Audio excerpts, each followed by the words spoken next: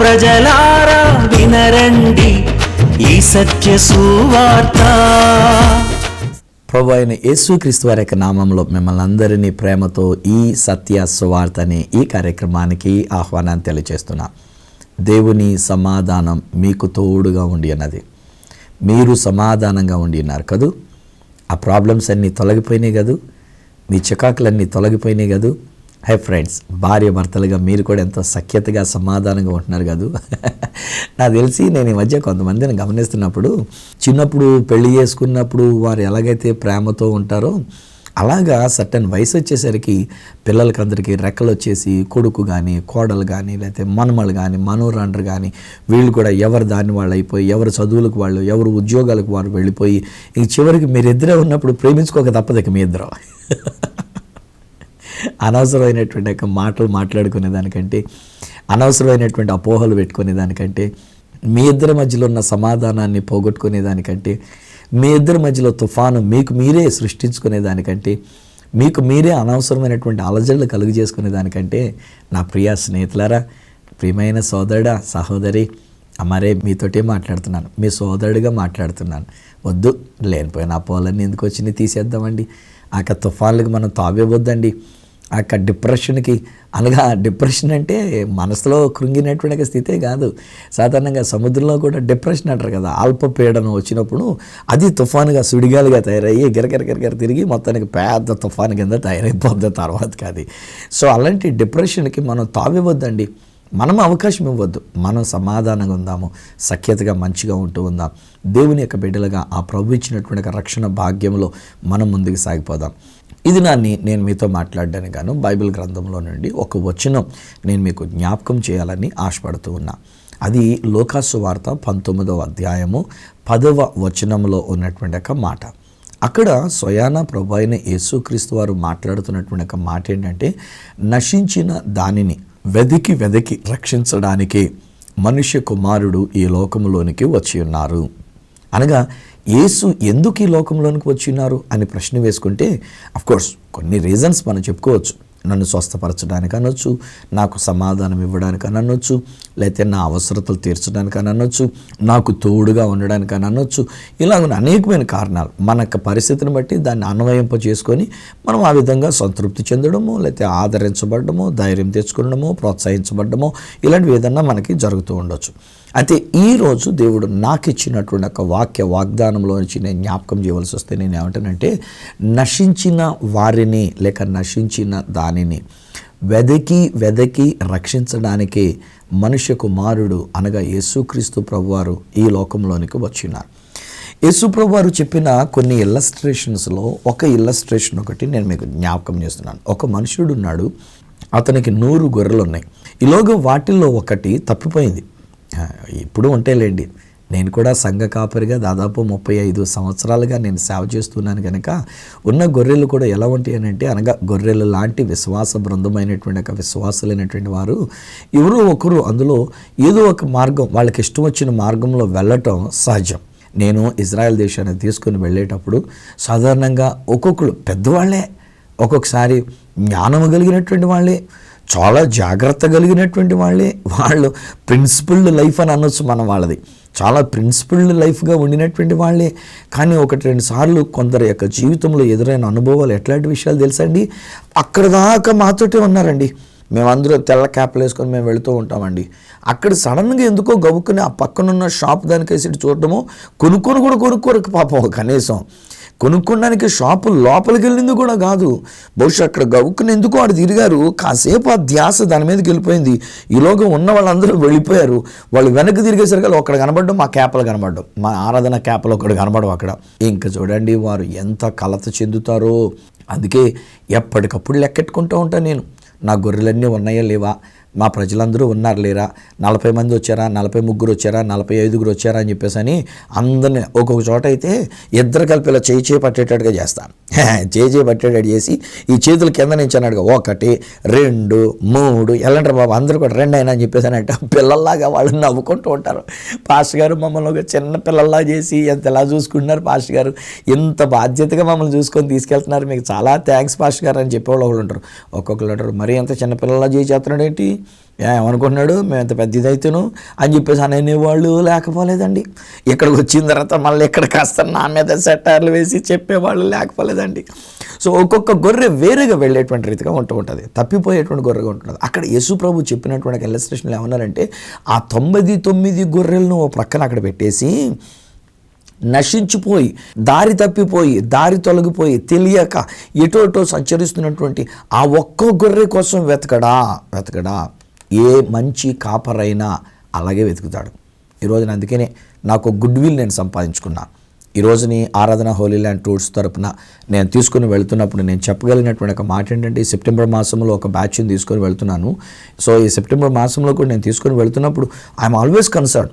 అంతమంది వచ్చేలేదు. బస్సు ఎక్కినప్పుడు చూసుకుంటా, బస్సు దిగిన తర్వాత ఒక్కొక్కసారి ఏదైనా లోపల మేము ఓల్డ్ సిటీ ఇలాంటి వాటిలో కూడా మేము ప్రవేశించి నడుస్తూ ఉన్నప్పుడు మధ్యలో ఒక్కొక్క చోట ఆగి మళ్ళీ అక్కడ లెక్క పెట్టుకుంటూ ఉంటా, అందరూ వచ్చారా లేదని చెప్పేసి నేను లెక్క పెట్టుకుంటూ ఉంటా. జాగ్రత్తగా చూసుకోండి. జీతగాడిలా నేను పనిచేయట్లే, నేను ఒక మంచి కాపరిగా ఉన్నాను కనుకనే ఈ రోజుని మన ఆరాధన హోలీ ల్యాండ్ టూర్స్ తరపున ఒక మంచి పేరు సంపాదించుకోవడానికి, ఒక గుడ్ విల్ సంపాదించుకోవడానికి దేవుడు నాకు అవకాశం ఇచ్చినాడని నేను చెప్పుకోను. సంఘంలో కూడా అంతే. బాప్టిస్ట్ సంఘం అయితే జీతగాడిలాగా ఏదో నాకు వచ్చే జీతాన్ని బట్టి నేను ఏదో 4 మాటలు చెప్పే తూరుకుంటే సరిపోద్ది, 4 గృహాలు దర్శించి చూడుకుంటే సరిపోద్ది అని అనుకోను. సొంత బిడ్డలుగా నేను వాళ్ళని ప్రేమిస్తూ ఉంటాను. అందుకని నా సంఘ బిడ్డలందరూ నన్ను ప్రేమతో డాడీ అని పిలుచుకుంటూ, నాకు సంఘంలో ఉన్నటువంటి బిడ్డలందరూ కూడా ఎంత ప్రేమ, ఎంత ఆప్యాయత. అవసరమైతే ఒక్కొక్కసారి నాతో దెబ్బలాడతారు వాళ్ళు, డాడీ నువ్వు ఎందుకు రాలేదు మా దగ్గరికి అని చెప్పేసాని, నువ్వు అని చెప్పేసాని అంటూ ఉంటారు, మీరు అని అనరు. ఒక్కొక్కసారి వాళ్ళ ప్రేమ బాగా ఎక్కువైపోయినటువంటి ప్రేమ, డాడీ నువ్వు రా మా ఇంటికి రా అని చెప్పేసాని అంటూ ఉంటారు వాళ్ళు. అంత ప్రేమ ఆప్యాయత సంపాదించుకునే విధంగా ఒక మంచి కాపరిగా దేవుడు నాకు ఇచ్చిన భాగ్యం. ఈరోజుని నేను ఒక మనిషిగా ఉండి నేనే ఎంత గుడ్ విల్ సంపాదించుకుంటే, అసలు కాపరైనటువంటి ఒక దేవాతి దేవుడు ఆయన మనల్ని విడిచిపెడతాడా? నో. ఆయన అంటున్నాడు కదా, నశించిపోతున్నటువంటి వారిని వెదకి రక్షించడానికి మనుష్య కుమారుడు ఈ లోకంలోనికి ఆయన వచ్చినాడు. ఇక్కడ లూకా సువార్త 19వ అధ్యాయంలో నశించిపోయినటువంటి ఒక విషయం ఎలా జరిగిందంటారు? వీడు తప్పిపోయినటువంటిదని కాదు, దారి తెలియక పాపం తప్పిపోయాడనేటువంటి రీతిగా కాదు. ఇక్కడ ఉన్నటువంటి ఒక విషయంలో కాంటెక్స్చువల్గా కనుక మనం చూసినట్లయితే వాస్తవానికి అక్కడ ఉన్నటువంటి ఒక వ్యక్తి యొక్క పేరు జక్కయ్య. ఈ జక్కయ్య అనేటువంటి వాణిని గురించి అదే లూకా సువార్త 19వ అధ్యాయం 1వ వచనం దగ్గర నుంచి వ్రాయబడుతున్నప్పుడు ఏమని వ్రాయబడిందనంటే, ధనవంతుడు, బాగా డబ్బు ఉన్నటువంటి వాడు అంటండి. ఎందుకు సంపాదించాడు, ఎలా సంపాదించాడు ఈ డబ్బు అంటే, ఆయన ఉద్యోగం అలాంటిది. ఆయన మంచి ట్యాక్స్ కలెక్టర్ అన్నమాట అండి. ఆయన సిటీఓనో డీసీటీఓనో బహుశా ఇలాంటి ఒక మంచి గౌరవప్రదమైనటువంటి ఒక ఉద్యోగం. వాస్తవానికండి ఎవరైనా సరే తొలిత లంచాల కోసం అన్నట్టుగా కక్కుర్తి పడరు. ఒకవేళ ఎవరైనా వాళ్ళు చదువుకోవడానికి మరి లక్షలు ఖర్చు పెట్టుకున్నాం కనుక నేను మళ్ళీ సంపాదించుకోవాలంటే ఇలా కక్కుర్తి పడాలనుకుని ఒకవేళ ఎవరైనా ఒకళ్ళది రెండొచ్చునేమో. కానీ సాధారణంగా చాలామంది ఎట్లా ఉంటారంటే, స్టార్టింగ్ అందరూ కూడా చాలా నమ్మకం ఉంటారు. చిచి లంచం అసలు నేను తీసుకోను, యథార్థంగా నేను పనిచేస్తా, ఎంత ట్యాక్స్ అంత ట్యాక్స్ కట్టింపజేస్తా అని చెప్పేసి అనుకుంటారు. కానీ ఈలోగా ఇదిగో అబ్బాయి నువ్వు ఇన్ని లక్షలు నువ్వు ట్యాక్స్ కట్టాలి, లేకపోతే ఇంత కోట్లు నువ్వు ట్యాక్స్ కట్టాలి, ఇన్ని వేలు నువ్వు ట్యాక్స్ కట్టాలని అంటే వాళ్ళు ఏం చేస్తారంటే, అయ్యా సారీ అయ్యా నేను కట్టేసుకుంటానయ్యా, కొంచెం దయచేసి గిఫ్ట్గా మీ దగ్గర ఉంచుకోండి అని చెప్పాను. ఏంటది నువ్వు నా దగ్గర తీసుకొస్తున్నావు అని చెప్పేసి మన వాళ్ళు ఏమైనా అన్నారు అనుకోండి, ఇంటికి వస్తామయ్యా, ఇక్కడ వద్దులేండి ఇంటికి వస్తామయ్యా. ఇంటికి వచ్చి అమ్మగారి దగ్గరికి వెళ్ళి, అమ్మ జస్ట్ అయ్యగారికి మేము ఇచ్చామని చెప్పండి అమ్మ, మమ్మల్ని ఒకసారి జ్ఞాపకం చేసుకోమన్నా. ఏమొద్దమ్మా మీ కొరకేనమ్మా అని చెప్పేసి ఆవిడకి ఒక మంచి శారీ ఇచ్చినా, లేకపోతే ఒకవేళ మంచి వస్తువులు ఏదైనా తీసుకుని వచ్చి ఇచ్చినా, ఇక అమ్మగారు రికమెండేషన్ చేస్తారు, ఏమండి పలానోళ్ళు వచ్చారండి, వాళ్ళ సంగతి అంటే ఏంటో చూడరాదు అని చెప్పేసి అని దీర్ఘం తీసేసరికల్లా ఇంకేం చేస్తారు, భార్య చెప్పిన తర్వాత లోబడుకుంటుగాను. సో అలాగ అలవాటు అయిపోయి మొత్తానికి ఏం చేశాడు. కానీ జక్కయ్య తనిచ్చిన సాక్ష్యంలోనే మనకు తెలుస్తుంది ఏంటంటే, అందరి దగ్గర అధికముగా పన్ను కట్టించుకున్నాడంట. వాళ్ళు కట్టవలసిన దానికంటే పక్కన ఇంకొక 0 పెట్టేసో, లేక పక్కన 1 సంఖ్య పెట్టేసో, మొత్తానికి ఏదో చేసేసి మొత్తానికి దానికంటే అధికమైనటువంటి రీతిలో పన్నులు కట్టించుకొని ఊరు వాళ్ళందరికీ చెడ్డోడైపోయాడు. నిజాన్ని చెప్పాలంటే ఊరు వాళ్ళందరూ అతన్ని చెడ్డోడని అనలే, పాపి అని చెప్పేసి అని అన్నారు. ఇతడు ఒక పాపిష్టోడు, ఇతడు ఒక పాపం చేస్తున్నటువంటి వాడు. మన దగ్గర డబ్బులు దండి ఇతడు తీసుకెళ్ళి మళ్ళీ ఇతరులకైనటువంటి వాళ్ళకి, మన మీద అజమాయిషీ చేసేటువంటి వాళ్ళకి ఆ డబ్బులు పన్నుగా కడుతున్నాడు, వీడు ఒక చెడిపోయినోడు అనేటువంటిది అది వాళ్ళ యొక్క దృష్టిలో పడిపోయినటువంటి ఒక విషయం. అందుచేత ఎవరో అతనితో స్నేహం చేసినటువంటి వాళ్ళు లేరు. నిజానికి ఇంత మంచి ఉద్యోగంలో ఉన్నప్పుడు అనేక మంది స్నేహితులు ఉండాలి కదండి. ఎందుకంటే ఒక మంచి ఉద్యోగం, ఒక మంచి పదవిలో ఉన్నప్పుడు స్నేహితులు ఉండాలి. కానీ అతనికి ఎవరు స్నేహితులు లేరండి. ఎందుకంటే యేసుప్రభు వారు ఆ మార్గం గుండా వస్తున్నప్పుడు యేసుప్రభును చూడాలని అనుకుంటే ఊరు వాళ్ళందరూ ఏం చేశారంటే ఎవరికి వాళ్ళే ఇతన్ని చూడనివ్వకుండా కప్పెట్టేశారండి. అతను అసలే చూడబోతే పొట్టిగా ఉన్నవాడంట. ఈలోగా ఈ మనుషులందరూ కూడా గుంపుకొని యేసుప్రభుని కనబడనివ్వకుండా చేసేశారు. ఎవరికి వాడే బిగించేస్తున్నాడు. మనవాడు వస్తుంటే ఎవరే వస్తున్నాడు రేడు, వీడికి కనబడనివ్వకుండా చేయండి, వీడికి చూడనివ్వకుండా చేయండి అని చెప్పేసి ఎవరికాలే దాచేస్తున్నారు, భుజాలు కాసేస్తున్నారు. బహుశా ఆయన యేసుప్రభుని చూడనివ్వకుండా అన్నట్టుగా బహుశా అందరి యొక్క మన్నన పోగొట్టుకున్నాడు. హే ఫ్రెండ్, ఈరోజు నేను ఒక వ్యక్తిని చూస్తున్నా. మీరు ఒక ఏకాకిలాగా ఉండిపోయారు కదా. ఈరోజున బహుశా అందరి యొక్క మంచితనాన్ని మీరు పోగొట్టుకుని ఉన్నారు. చివరికి బ్రదరు, మీ ఇంట్లో వాళ్ళ మంచితనాన్ని కూడా పోగొట్టుకున్నారు నాయన. మీరు మీ ఇంట్లో వాళ్ళు కూడా మీకు వ్యతిరేకం అయిపోయారు కాదు. ఈరోజు డబ్బు ఉంటే ఏంటంట, ఎంత డబ్బు మనం సంపాదించుకుంటే ఏంటంట, ప్రతి ఒక్కళ్ళు మనల్ని తోలనాడినట్టుగా చూస్తున్నారే. చివరికి ఆ పనివాడు కూడా, ఇంట్లో పనిచేసే పనివాడు కూడా ఏదో మొక్కుబడికి చేశానన్నట్టుగా టేబుల్ మీద తీసుకొచ్చి పెడుతున్నాడు తప్ప నిజానికి అంత మర్యాద, అంత ప్రేమ, అంత ఆప్యాయత ఈవెన్ ఆ పనుల దగ్గర కూడా కనబట్టలేదు కదండి. ఎందుకు వచ్చింది జీవితం అండి? ఏమండి, బహుశా మనం కూడా జక్కయ్యలాగన్నట్టుగా ఏమైపోయి ఉన్నామో ఒకసారి ఆలోచన చేసుకోండి. ఎందుకు ఇలా జరిగింది? ఇక్కడ నేను ఒక్కటి ఆలోచన చేస్తున్నా. అదేంటంటే మనోడికి డబ్బు లేక కాదు, లేకపోతే మనోడికి ఉద్యోగం లేక కాదు, లేకపోతే మనోడికి ఇల్లు లేక కాదు. అతనికి ఒక ఇల్లు ఉంది. యేసు ప్రభు వారు అతనితో మాట్లాడుతున్నప్పుడు అంటాడు, జక్కయ్య త్వరగా దిగు, నేడు నేను నీ ఇంట ఉండవలసినది, నీ ఇంటిలోనికి నేను రావాలనుకున్నా. యేసు ప్రభు ఆ ఇంట్లో లేడు. ఇల్లుంది, ఇంట్లో ఇల్లాలు కనబట్టలేదు, ఇంట్లో ఎవరో కనబట్టలేదు, పనోళ్ళు కూడా ఎవరో రాకుండా మానేశారండి. బహుశా ఈ రోజునే మన ఇంట్లో కూడా మన పనోళ్ళు మానేశారేమో కాదు. ఎందుకనంటే బాబోయ్ ఈ ఇంట్లో పని చేయలేమండి బాబోయ్. బహుశా ఇంట్లో పని చేస్తుంటే కనుక ఒక్కొక్కసారి మనం ప్రవర్తించే ప్రవర్తనను బట్టి కూడా వాళ్ళు ఉండట్లేదేమో. కనీసం టీ చుక్కేమో ఇంట్లో పనిచేసేటువంటి వాళ్ళకి ఒకసారి వాళ్ళు అలా ఫీల్ అవుతుంటారు. మనం ప్రేమిస్తాము, జీతం ఇస్తున్నాం కదా, జీతం ప్రకారం ఉండాలి కదా అని చెప్పేసి నిఖార్సుగా యథార్థమైన స్థితిలోనే మనం అనుకుంటున్నాం. కానీ ఈ రోజుల్లో ప్రజలు కూడా ఎలా ఉన్నారండి, వాళ్ళు పని చేయడానికి వచ్చారంటే ముందలకి టీ ఇచ్చేయాలి. పని చేయడానికి వచ్చినంటే టీ ఇచ్చేయాలి. వాళ్ళకి ఒక టిఫిన్ ఏదైనా పెట్టించాలి. వాళ్ళకి ఒక మధ్యాహ్నం టైం పనిలోకి వచ్చేవాళ్ళు అయితే మధ్యాహ్నం భోజనం పెట్టాలి. సాయంకాలం పనిలోకి వచ్చేవాళ్ళకి అయితే కనుక సాయంకాలం భోజనం పెట్టాలి. ఒకవేళ మన ఇంట్లోనే ఉండి పని చేయవలసి వస్తే 3 పూట్ల భోజనం పెట్టి ఉండడానికి ఒక మంచి మంచం, పరుపులు ఇచ్చి, అవసరమైతే అక్కడ కూడా ఒక టీవీ పెట్టుకోవడానికి అవకాశం ఇచ్చి, వాళ్ళు అక్కడ ఉండేటప్పుడు వాళ్ళకి సుఖాలన్నీ కూడా కావాల్సినవన్నీ ఇచ్చి, మళ్ళీ జీతం కూడా తక్కువ అంటారా? అబ్బో పెద్ద సంఖ్యలోనే జీతం అడుగుతూ ఉంటారు. ఇవ్వకపోతే కనుక ఏమంటారంటే బయటికి వెళ్ళి మన గురించి వేరే రకంగా మాట్లాడుకొని, మీ ఇంటికి పని మానేస్తామండి, ఎక్కడ అనుకున్నారా, ఏమో మాకు పని దొరకదు అనుకుంటున్నారా అని చెప్పేసి మానేసినటువంటి వాళ్ళు ఉన్నారేమో. ఈ రోజున బహుశా మీరు కలవరపడుతూ ఉన్నారు కదా. బహుశా ఈ రోజున మీరు చాలా నలిగిపోయిన స్థితిలో ఉన్నారు కాదు, కృంగిపోయిన స్థితిలో ఉన్నారు కాదు. ఏమండి ఏంటండి, నేను చేసిన పెద్ద పొరపాటు ఏముందండి, ఏదో 4 డబ్బులు సంపాదించుకోవడానికి నా వంతు ప్రయత్నంగా నేను చేస్తూ వచ్చాను.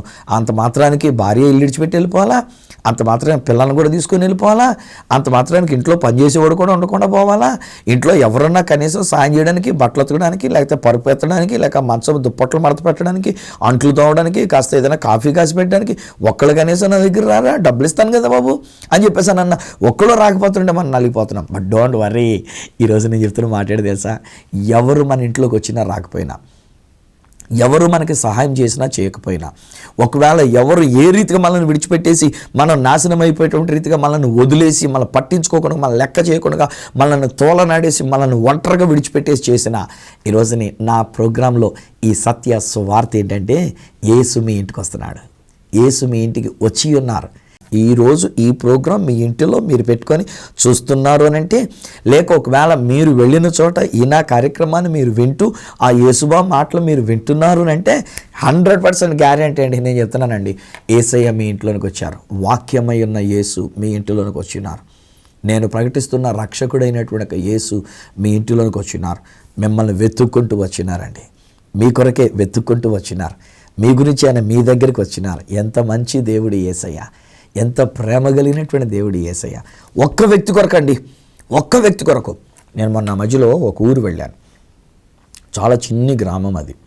నిజానికి నేను వెళ్ళేసరికి ఆ గ్రామంలో మీటింగ్లోకి 10 మందో 15 మందో ఉండుంటారేమో. కోర్స్ వర్షం పడుతోంది, వర్షం పడుతున్నందు చేతి కూడా చాలామంది రాలేకపోయినటువంటి పరిస్థితి. బట్ ఈవెన్ దెన్ నేను ఎంత ఇదిగా దేవుడు నన్ను ఆశ్రదించాడు కనుక నేను అక్కడికి వస్తున్నానని ఎప్పటి నుంచో వాళ్ళు పబ్లిసిటీ చేసుకోమని చెప్పేసి అని చెప్పాను కనుక కనీసం ఏమాత్రం 10 మందికి చెప్పుకున్నా కనీసం ఆ ఊర్లో 10 మంది 100 మంది వచ్చే అవకాశం ఉంది కనుక నేను వెళ్ళేసరికి నేను చూసేసరికి ప్రాణం చివుక్కుమంది. ఏంటి ప్రభా, ఈ 15 మంది 20 మంది కోసమా నేను ఇక్కడికి వచ్చింది అని చెప్పేసి నేను ప్రాణం చివుక్కుమంది. నాకు తెలిసినటువంటి ఒక స్నేహితులు ఒకరు ఫోన్లో మాట్లాడుతుంటే వాళ్ళతో కూడా ఏంటో నమ్మ మరేనో ఇక్కడ కేవలం 15 మంది కూడా లేరు, ఏంటో ఇక్కడికి ఎందుకు వచ్చానా అని అనిపిస్తూ ఉంది అన్న మాట అంటే అప్పుడు వాళ్ళు అంటున్నారు కదా, బహుశా అక్కడ ఎవరో ఒక్కరి కొరకు మీరు వెళ్ళి ఉంటారేమో పాస్టర్ గారు, అక్కడ ఒక్కరి కొరకు మీరు. ఆ మాట నా హృదయాన్ని దాకింది. ఎస్, బహుశా ఒక్కరి కొరకు వెతుక్కుంటున్న దేవుడు నన్ను అక్కడ పంపించినాడు రక్షణ సువార్తను ప్రకటించడానికి. వారు నశించిపోకుండా వారిని రక్షణలోనికి నడిపించడానికి నా ప్రభువు నన్ను అక్కడ తీసుకుని వెళ్ళినాడు. చివరికి మీటింగ్ అయిపోయిన తర్వాత అండి ప్రార్థన చేయించుకోవడానికి వచ్చారు. దాదాపు ఒక 100 మంది వచ్చారండి. ఎంగాను నేను 15 మంది అని అనుకున్నాను, కానీ అయిపోయిన తర్వాత నేను ప్రార్థన చేయడానికని కొంతమంది కోరుకొని ముందుకు వస్తానంటే వాస్తవానికి నేను పెద్దగా అది ఎంకరేజ్ చేయను. బట్ స్టిల్ ఏదో వచ్చారు కదా, ఇంకేముందులే ఫోన్లే ప్రార్థన చేద్దాం కదా అనుకుని ఒక్కొక్కరు చేస్తుంటే దాదాపు ఒకరి తర్వాత ఒకరు వాళ్ళందరూ ఎక్కడెక్కడుండి ఉన్నారో నాకు తెలియదు, ఎక్కడెక్కడి నుంచి వాళ్ళు వింటూ వచ్చినారో నాకు తెలియదు. దగ్గర 100 మంది వరకు వచ్చినారు. అంత వర్షం పడుతున్నటువంటి ఒక వాతావరణంలో నా ప్రియ స్నేహితులారా, ప్రభు మిమ్మల్ని వెతుక్కుంటూ వచ్చినారు. ఈరోజున మీ ఇంటిలోనికి ఆయన వచ్చినారు. ఈరోజున మిమ్మల్ని రక్షించడానికి, మీ కుటుంబానికి రక్షణ కలిగించడానికి ఆయన మీ కొరకు వచ్చినారు. నా యేసయ్య అన్నటువంటి మాట ఏంటంటే, ఈ జక్కయ్య ఒక చెట్టు ఎక్కి కూర్చుంటే ఆ చెట్టు కిందకు వచ్చి సరిగ్గా కన్నులెత్తి ఆ జక్కయ్యను చూచి ఆ జక్కయ్యతో అంటూ ఉన్నారు కదా, జక్కయ్య త్వరగా దిగు, నేడు నేను నీ ఎంట ఉండవలసినది. ఈరోజు ఇంకొక చక్కని మాట చెప్పిన మీతోటి, ఆ యేసు ప్రభు చేసినటువంటి ఒక అద్భుతమైనటువంటి కార్యం ఏంటి తెలుసండి. యేసే జక్కయ్య ఉన్న చోటికి వచ్చి, లూకాసు వార్త 19వ అధ్యాయం 5వ వచనంలో అక్కడ రాయబడుతున్న మాట ఏంటంటే, యేసు ఆ చోటికి వచ్చి, అంటే జక్కయ్య ఉన్న చోటికి వచ్చి కన్నులెత్తి జక్కయ్యను చూచి, ఇప్పుడు జక్కయ్యతో మాట్లాడుతుంటాడు. జక్కయ్య పేరు పెట్టి పిలిచాడు మళ్ళా, జక్కయ్య త్వరగా దిగు, నేడు నేను నీ ఎంట ఉండవలసినది. హే ఫ్రెండ్స్, మిమ్మల్ని యేసు చూస్తున్నారు, మిమ్మల్ని యేసు చూచి ఉన్నారు. మీ పరిస్థితి యేసయ్యకి తెలుసు. ఇంట్లో ఒక్కడే మీరు ఉన్నారు. బహుశా దెర్ ఈజ్ ఎ పర్సన్, ఒక వ్యక్తి. ఈరోజు నేను చూస్తున్నటువంటి మీరు ఒక్కరే ఉండి ఉన్నారు. టీవీ పెట్టుకొని మీరు ఈ కార్యక్రమాన్ని, ఈ టైంలో మీరు ఈ కార్యక్రమాన్ని వీక్షిస్తున్నారు. బట్ డోంట్ వరీ, యేసు మీ ఇంట్లోనికి వచ్చి ఉన్నారు. యేసు మిమ్మల్ని చూచి ఉన్నారు. మీ ఒంటరితనాన్ని యేసు చూచి ఉన్నారు. బహుశా మీ జీవిత భాగస్వామి మీతో లేరు. ఈరోజు మీ బిడ్డలు మీతో లేరు. మీ వాళ్ళందరూ మిమ్మల్ని విడిచిపెట్టేశారు. మీ స్నేహితులందరూ మిమ్మల్ని విడిచిపెట్టేశారు. ఉన్నప్పుడు తిన్నంత వరకు తినేశారు, మిమ్మల్ని గొల్ల చేసేసారు, ఖాళీ చేసేసారు. ఈరోజు నీవు ఒకవేళ మీ యొక్క జీవితం దగ్గర ఇంకేమీ కనబట్టలేదని చెప్పేసి అని ఈడెందుకు వచ్చింది లేరా పానీ అని చెప్పేసి అనుకొని బహుశా మిమ్మల్ని విడిచిపెట్టేశారు. మీకున్న వ్యాధి బలహీనత వలన మిమ్మల్ని వాళ్ళు విడిచిపెట్టేశారు. ఎవరు మిమ్మల్ని పట్టించుకోవట్లేదు.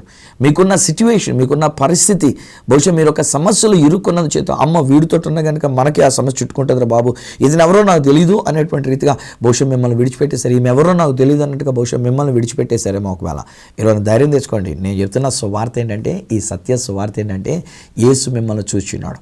మీ కొరకే వెతుకుతూ ఉన్నాడు. ఆయన మీ కొరకు వెతుక్కుంటూ వచ్చినాడు. మీరున్న ఇంటి కొరకు వచ్చినాడు, ఇంటి దగ్గరకు వచ్చినాడు. యేసు ప్రభు చెప్తున్న మాట ఏమన్నాడంటే, జక్కయ్య నేడు నేను నీ ఎంట ఉండవలసినది, నీ ఇంటిలోనికి నేను రావాల్సినది, ఇప్పుడే నేను నీ ఇంట్లోనికి వస్తాను, రా జక్కయ్య దిగని చెప్పేసి అని పేరు పెట్టి పిలిస్తే జక్కయ్య జర జారిపోయాడు, కిందకి దిగొచ్చాడు. సంతోషంతో యేసుని ఇంటిలోనికి చేర్చుకున్నాడంట. హల్లెలూయా. ఈరోజు నా ప్రియ స్నేహితులారా, ఈరోజు నా కార్యక్రమం ద్వారా యేసయ్య మీ ఇంటిలోనికి వచ్చినారు.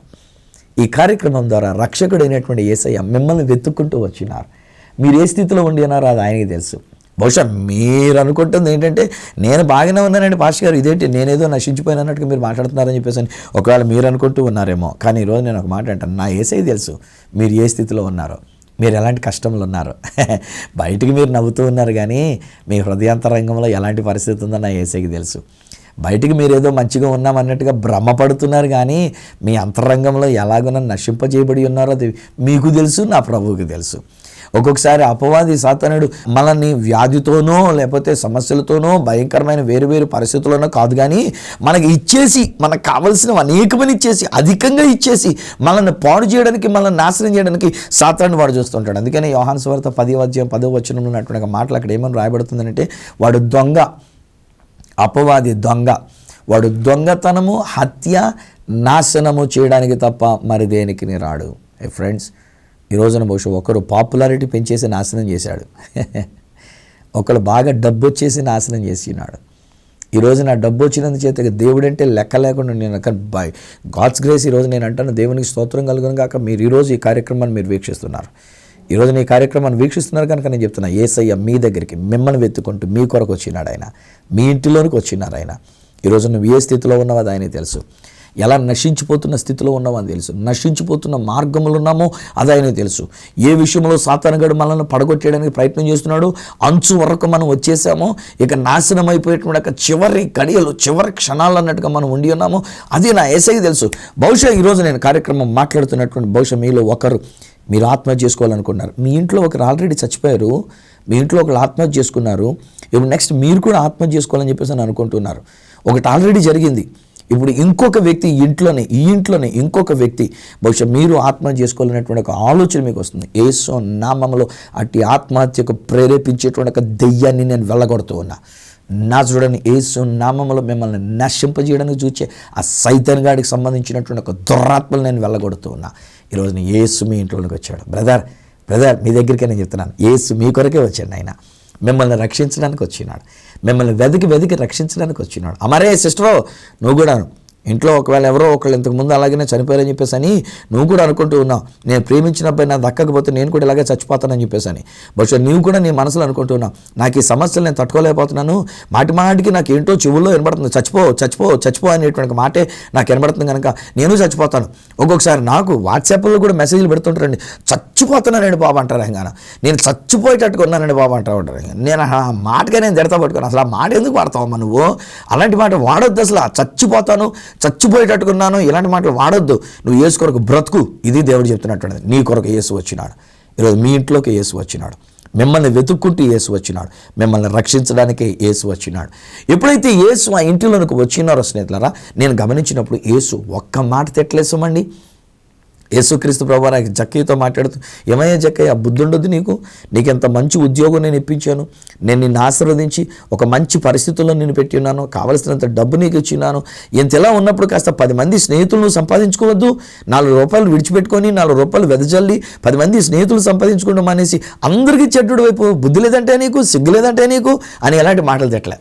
నా యేసయ్య మనల్ని తిట్టే దేవుడు కాడు. ఏమండోయ్, మీకేనే చెప్తున్నా, ఒకవేళ మీరు వింటున్నటువంటి వర్తమానాలు కొన్ని తిట్టే వర్తమానాలు వినబడుతూ ఉన్నాయేమో, బహుశా మీ వాళ్ళు మీ మీద ఒక నింద మోపుతూ ఉండి ఉన్నారేమో, మీ ఇంట్లో మీకంటే చిన్నోళ్ళు మీ మీద ఒక నింద మోపుతూ ఉన్నారేమో, మీ ఇంట్లో వాళ్ళు ఒకవేళ పెద్దవాళ్ళు కూడా మీ మీద ఒక నింద మోపుతూ నీ బతుకు నాశనం అయిపోతున్నావు, నువ్వు ఎలాగైపోతున్నావు అలాగైపోతున్నావు అని చెప్పేసి ఎంతసేపు చూసినా ఇలాంటి నెగిటివ్ మాటలే మనమే పలుకుతూ ఉన్నారేమో. ఈరోజు నేను సత్య సువార్తని చెప్తూ ఉన్నా. ఈ సత్య సువార్త ఏంటంటే, ప్రభు నిన్నొక్క మాట అనట్లేదు, ప్రభు నిన్ను ఒక్క మాట తిట్టట్లేదు, ప్రభు నీ మీద ఒక్క నేరస్థాపన చేయట్లేదు. ఆయన నువ్వు ఎలాగో నశించిపోతున్నావు అది ఆయనకి తెలుసు. అందుకే వెతుక్కుంటూ నీ ఇంట్లోకి వచ్చినాడు ఆయన.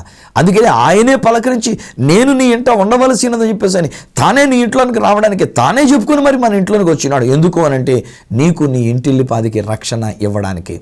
ఎప్పుడైతే యేసు ఆ ఇంటిలోనికి వచ్చారో జక్కయ్య జీవితం మారిపోయింది, జక్కయ్య బ్రతుకు మారిపోయింది. ఇప్పటిదాకా రాని అని సంపాదించడానికి మనసు కలిగినటువంటి జక్కయ్య 4 ఈతలా తను సంపాదించుకుంటూ డబ్బును బాగా అన్యాయంగా సంపాదించుకున్నటువంటి జక్కయ్య ఇప్పుడు యేసు ఆ ఇంటిలోనికి వచ్చేసరికి, రక్షకుడు ఆ ఇంటిలోనికి వచ్చేసరికి ఈసారి ఆ జక్కయ్య లేచి నిలబడి అతడు చెప్తున్నటువంటి మాట ఏమన్నాడంటే, ప్రభువా, నా ఆస్తులు సగం నేను పేదలకు ఇచ్చేస్తున్నానని చెప్పేసి అన్నాడు. ఎవరి దగ్గర నేను అన్యాయంగా సొమ్ము తీసుకున్నానో వాళ్ళందరికీ నేను మళ్ళీ 4 గంటలు ఇచ్చేస్తానంటే అప్పుడు యేసుప్రభు అంటాడు, నేడు ఈ ఇంటికి రక్షణ వచ్చి ఉన్నది. ఈరోజు నేను మీకు కూడా చెప్తున్నాను, బ్రదర్, మీ ఇంటికి దేవుడు రక్షణ ఇచ్చడానికి మిమ్మల్ని వెతుక్కుంటూ వచ్చినాడు. అమ్మా సిస్టర్ గారు, నా ప్రియమైన స్నేహితులరా, మీరు ఎవరైనా కానివ్వండి, క్రైస్తవ బిడ్డలు కావచ్చు, మీరు క్రైస్తవేత్తలు కావచ్చు, డజన్ మ్యాటర్, కానీ ఈరోజు మిమ్మల్ని వెతుక్కుంటూ యేసయ్య మీ ఇంటిలోనికి వచ్చినారు.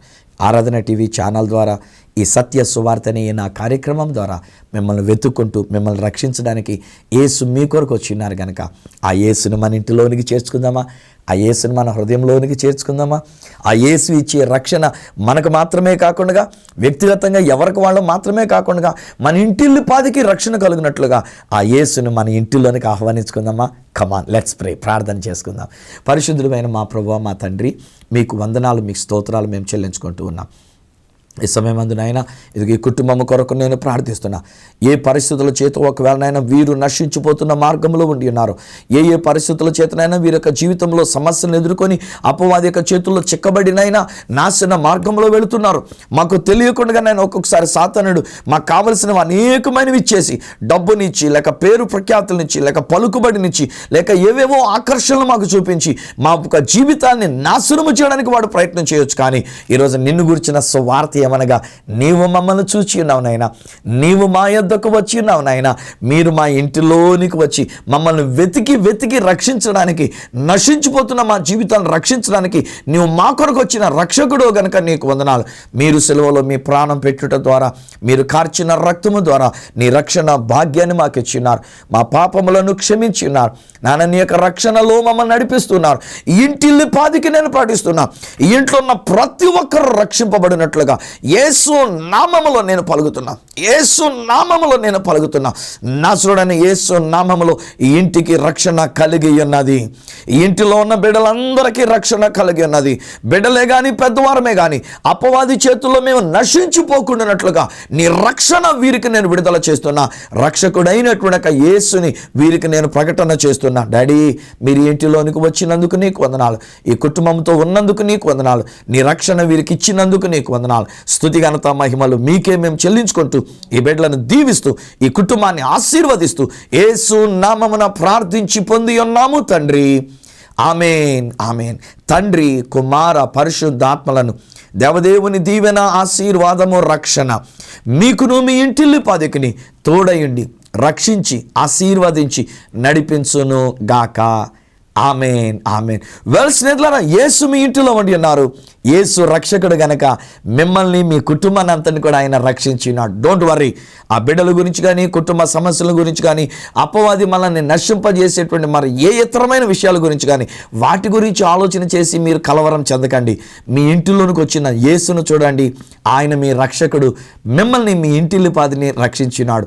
మీరు పొందుకున్న మేలులో ఒకవేళ నాతో పంచుకోవాలని కోరుకున్నట్లయితే ఉత్తరం ద్వారా కానీ, లేక ఒక ఫోన్ కాల్ ద్వారా కానీ, ఒక SMS ద్వారా కానీ మీరు నాకు తెలియజేయవలసిందిగా మనం చేస్తూ ఉన్న నా అడ్రస్ ఈ సత్య సువార్త, సామర్లకోట 533440, తూర్పుగోదావరి జిల్లా, ఆంధ్రప్రదేశ్.